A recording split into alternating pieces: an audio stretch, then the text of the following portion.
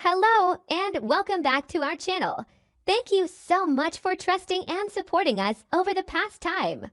Everything I create is purely speculative and reflects only my personal views and interpretations. Why has Hayley been avoiding follow-up examinations? Why does her entire attitude shift every time Bill brings up having a child? Some marriages do not collapse in the instant a secret is exposed. They begin to rot from the day one person decides to turn love into a tool, pain into a weapon, and a child who never existed into the final thread used to bind the other person in place. The most frightening part is not that Bill discovers Hayley has been lying. The most frightening part is that when the truth finally comes out, Bill realizes he may have spent a long stretch of his life trapped inside a meticulously staged performance. One in which he was not a husband being loved, but the target of a cold emotional scheme where every tear, every embrace, every moment of panic after that devastating miscarriage may have been nothing more than fog spread out to conceal a much darker abyss beneath it.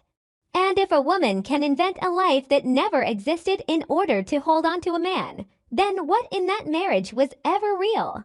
What in that house was not already poisoned by lies, fear, and the instinct to survive at any cost? After the loss of the child that Bill once believed was the greatest wound of his life, he entered an extremely dangerous emotional state without even realizing it. On the surface, he became calmer, more restrained, less quick to anger with Hayley. But deep inside, he was consumed by the need to repair what had been lost. He did not just want to save the marriage. He wanted to restore the image of a family he had built in his mind like a promised land, a place where every fracture, betrayal, and death could be erased if only Hayley became pregnant again. To Bill, a new baby was not just hope.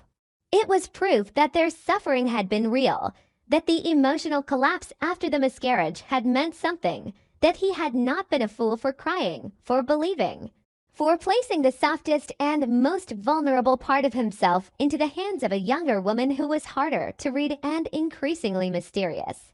That is why, when he quietly began making plans for Hayley to become pregnant again, Bill did not think he was trying to control fate. He thought he was patching a cracked roof with whatever remained of his heart. But the more he prepared, the more he felt that something was wrong in a way that sent a chill through him. Hayley did not react like a woman who had lost a child and longed desperately for another chance at motherhood. She avoided medical appointments, changed the subject whenever Bill mentioned reproductive health, and more than once showed a strange stiffness whenever Madison appeared. At first, Bill chose the gentler explanation. He told himself Hayley was psychologically scarred by the old trauma, that her fear of losing again was making her run from the subject. He forced himself to be softer, more patient, to learn not to push her toward painful memories. But that very compassion only pulled him deeper into the maze. Every time Hayley turned away, every time she pulled her hand from his when he mentioned the doctor, every time she smiled too quickly or lashed out too sharply over what should have been an innocent question, something inside Bill trembled like a warning signal. He was not ready to call it suspicion, because the moment suspicion was named, the entire foundation of this marriage would begin to split apart. Madison was the first person who refused to be lulled by the fragile image Hayley presented.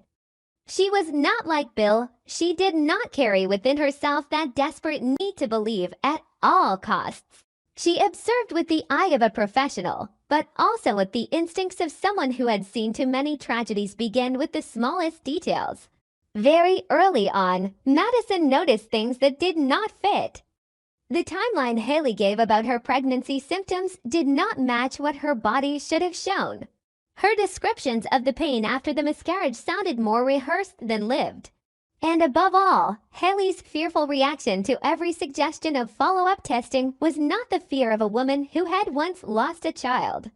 It was the panic of someone terrified that a performance was about to be exposed. Madison did not speak immediately, partly because she understood that any suspicion voiced while Bill was still drowning in grief would only make him protect his wife with every instinct he had, and partly because she needed certainty. But as time passed, that silence became heavier and heavier. Madison knew that if she waited too long, Bill would not only continue being deceived, he would willingly keep building his future on a corpse that had never existed. And Hayley, at the center of all those layers of deceit, was no longer simply the image of a woman terrified of losing her husband. Her desperation was real, but it had been warped by too many wrong choices until it became a kind of instinctive calculation. Hayley did not begin as the villain in her own marriage. She began as a woman who understood far too well how fragile her place in Bill's life truly was, who understood that his love did not belong entirely to the present, but in large part to a dream he wanted to possess. Bill loved Hayley, but at the same time he also loved the feeling of being reborn, of becoming the man who could rebuild a perfect home after all the wreckage that had come before. Hayley saw that sooner than anyone else. And then, in a moment when her fear of being replaced became stronger than her conscience, she chose to give Bill what he wanted most, not with truth, but with illusion. At first it may have been only a small lie, meant to buy time, to keep him closer, to stop him from turning away. But a lie about a fetus never stays small. It grows with expectation, with rituals of care, with tears, with sleepless nights in which Bill imagined the future. And by the time Hayley realized she could no longer stop, she had already been swallowed whole by the performance she herself had created. The day Madison personally collected the sample and directly supervised the testing was the day the atmosphere in that house changed color. No one could rely anymore on speculation, intuition, or half-true stories. Everything was dragged toward a single cold point of judgment. Bill entered that day in a strange, chaotic state of mind. Part of him was still praying that all this unease was only the result of psychological trauma. Another part had already begun looking at Hayley like a locked door, with an abyss possibly waiting behind it. He was no longer angry in his usual explosive way. Instead, he fell into a silence that was even more frightening, because it was the silence of a man gathering every crack together just to see which way the house would collapse. Hayley was different. From the moment Madison entered with that unnaturally calm expression, Hayley understood that the game was over. What shook her was not only the test result itself. What terrified her was the fact that control had finally left her hands. She could no longer guide the story with cares, with manufactured weakness, or with carefully timed emotional outbursts. For the first time, she was standing under a light she could not manipulate. When the truth emerged, it did not arrive like a massive explosion. It came like a precise, freezing blade, splitting reality clean in two. Hayley had never been pregnant. There had been no child to lose. There had been no miscarriage in the way Bill had believed all this time. The grief he had held close as something sacred might have been nothing but theater. For a few brief seconds, Bill did not feel anger first. He felt emptiness. A vast, humiliating, distorted void opened inside him as he realized that what had been stolen from him was not only the future, but also the past. People can survive a dream being destroyed. Very few can survive discovering that a pain they once knelt before was never real. That did not merely wound him. It made him feel defiled in the most genuine place of his own suffering. The slap that followed came like the instinctive reaction of a man who had just realized he had been pushed into hell by his own faith. It was not only anger at Hayley. It was a blow aimed at the humiliation, at the days he had blamed himself for failing to protect her and the baby, at the times he had swallowed his pain in order to be her support. At every moment he had allowed his heart to soften because he believed Hayley was breaking apart alongside him. The instant Bill's hand struck Hayley's face, every remaining boundary in that marriage officially burned away. But the most terrifying irony was that after that slap, Hayley was no longer the one who had lost control. Bill was. Because even though Hayley had been exposed and cornered, she still had one thing left to cling to: survival instinct. Bill, in that very moment, lost the final part of himself that still allowed him to distinguish who he was from the kind of fury he had always despised in others. Hayley clutched her face, but physical pain was only the outermost layer. What truly tore her apart was the feeling that every door had slammed shut. There was no explanation clean enough now, no story humane enough to save her image. If she admitted she had invented the pregnancy to keep Bill, she would become the embodiment of manipulation in a form no one could forgive. If she kept lying, she would only dig her own grave deeper. And somewhere deep inside Hayley's mind, another fear began rising, one even greater than the first. Because once Bill knew the pregnancy had been fake, he would start looking back at everything that had happened between them with new eyes. He would ask where the money had gone, where she had really been on the day she disappeared, who had helped falsify the records, who had coached her on when to cry, where to collapse.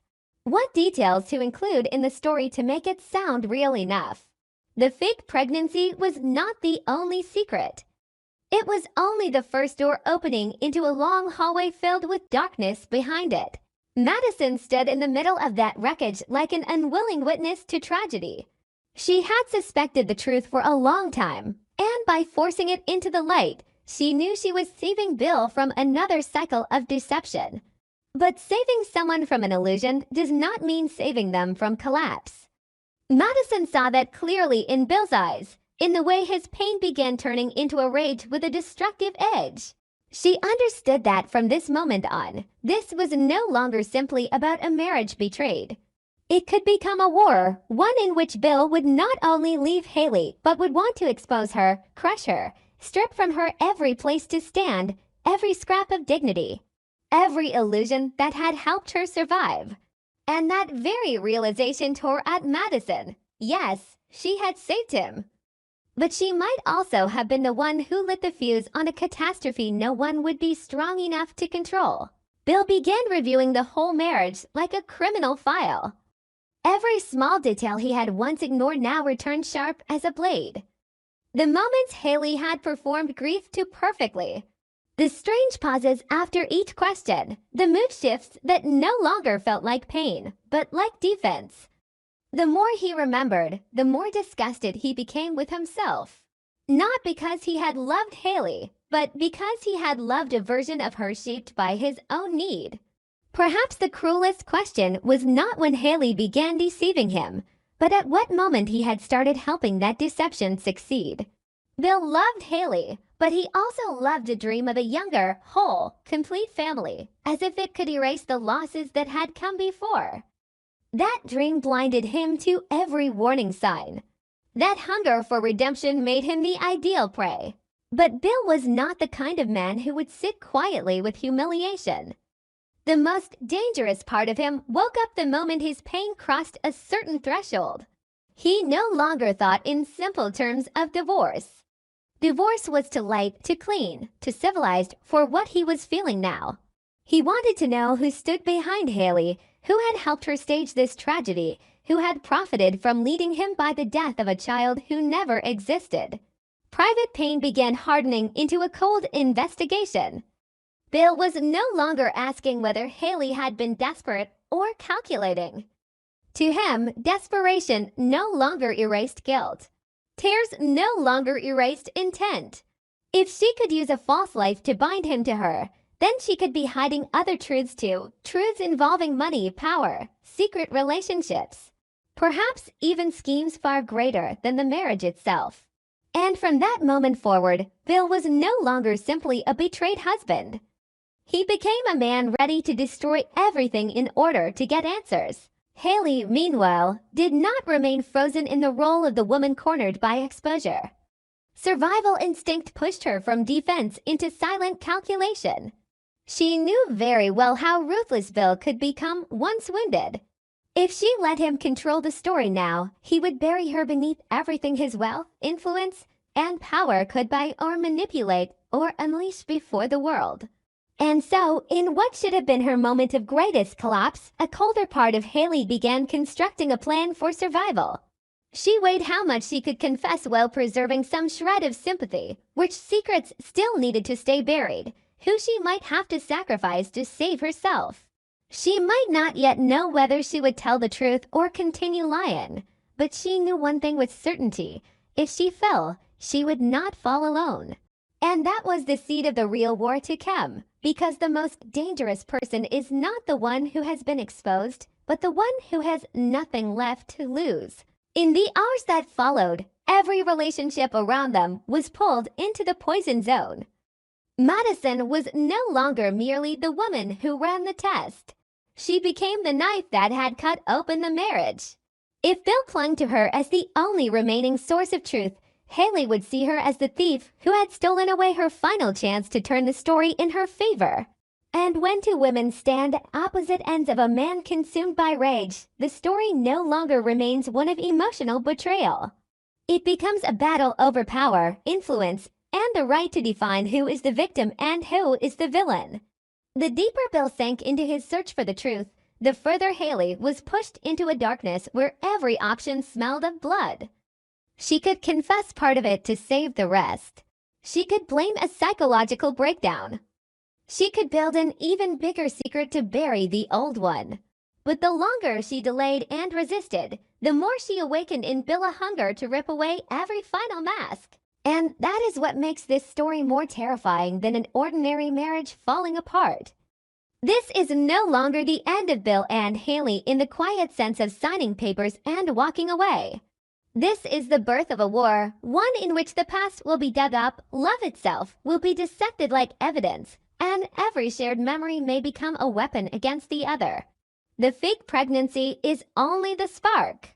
What waits ahead is a fire capable of burning everything down: reputation, pride, secret alliances, and even truths that Bill himself may not yet be ready to face.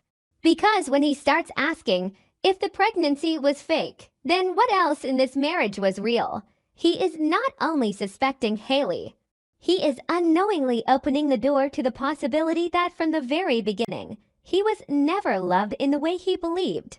And for a man like Bill, nothing is more unforgivable than realizing he was not the center of some great love, but only a valuable piece on a board built out of hunger, calculation, and the fear of being cast aside. After the slap, there was no winner. Hayley lost the final fragile mask she had left. Bill lost the final part of himself that might still have turned back. Madison lost the neutral position she once believed she could keep. And what remained in that house was not regret, nor fading love, but the thick, suffocating silence of war before the first shot is fired. The question now is no longer whether Bill will leave Hayley. The question is how completely he will destroy her before realizing he is also setting himself on fire. The question is no longer whether Hayley will keep lying. The question is how many other secrets she will drag into the abyss with her. And the most horrifying part is that once the first truth has come out, everyone understands this is not the end.